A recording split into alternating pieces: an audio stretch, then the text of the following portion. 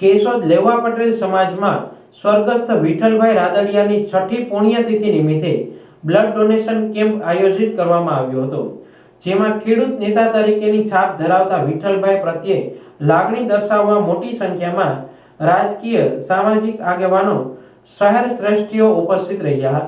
સ્વર્ગીય વિઠ્ઠલભાઈને પુષ્પો અર્પણ કરી શ્રદ્ધાંજલિ આપી હતી. આ સામાજિક કાર્ય પ્રસંગે રક્તદાન કેમ્પમાં મોટી સંખ્યામાં રક્તદાતાઓ હાજર રહી લોહીની 131 બોટલ એકઠી કરવામાં આવી હતી. સ્વર્ગીય વિઠ્ઠલભાઈની પુણ્યતિથિએ સૌરાષ્ટ્રના તમામ જિલ્લા અને તાલુકાઓમાં જુદી જુદી સેવાકીય પ્રવૃત્તિઓ યોજવામાં આવી રહી છે.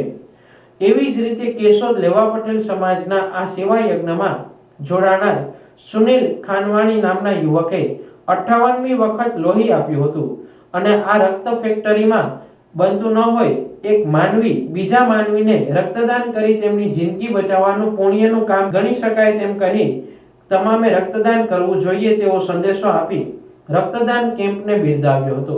સુનિલ ભીખાલાલ, આજે વિઠ્ઠલભાઈ રાદડિયાની પૂર્ણતિથિ છે એ માટે બ્લડ કેમ્પ રાખવામાં આવ્યો છે. મેં તો 58 બાર બ્લડ આપ્યું છે, પણ મારી એક અપીલ છે કે સર કોઈ બ્લડ દેવાનું ઓલું રાખે, કેમ કે આ ફેક્ટરીમાં નથી બનતું, પણ આ બ્લડ દેવાથી કોઈ બીજાની જિંદગી બચતી હોય તો એ યોગ્ય દાન કરવું બહુ જરૂરી છે. તમામ લોકોને આ બ્લડ ડોનેટ કરવું જરૂરી છે, કેમ કે બીજાની જિંદગી બચે એવું કામ કરો. આ રક્તદાન કેમ્પમાં ધારાસભ્ય દેવાભાઈ માલમ, કિરીટભાઈ પટેલ, જયેશભાઈ રાદડિયા, પાલિકા પ્રમુખ મેહુલભાઈ ગોંડલિયા, વંદનાબેન મકવાણા, પ્રવીણભાઈ ભાલારા, વિવેકભાઈ કોટડિયા, સાગરભાઈ બોરડ, હિરેનભાઈ બોરણિયા સહિતના આગેવાનો ઉપસ્થિત રહ્યા હતા.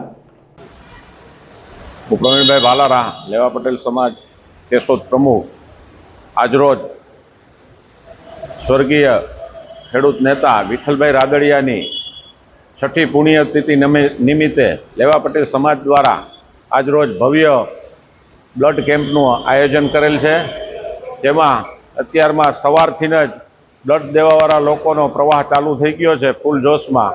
વિઠ્ઠલભાઈ ખેડૂત નેતા અને સર્વ સમાજના નેતા, સૌને એવું થતું વિઠ્ઠલભાઈ પ્રત્યે કે ભાઈ અમારા છે, વિઠ્ઠલભાઈ અમારા છે. આવા આ ખેડૂત નેતાની પુણ્યતિથિ હોય ત્યારે કેશોદ લેવા પટેલ સમાજ દ્વારા બ્લડ ડોનેશન કેમ્પમાં જોરદાર વિવિધ સમાજના લોકો બધા અત્યારે બ્લડ દેવા માટે આવી રહ્યા છે. એ રક્તદાન કેમ્પમાં જે બધાએ ડોનેટ કર્યું છે બ્લડ, એમનો પણ હું સમાજ વતી ખૂબ ખૂબ આભાર માનું છું.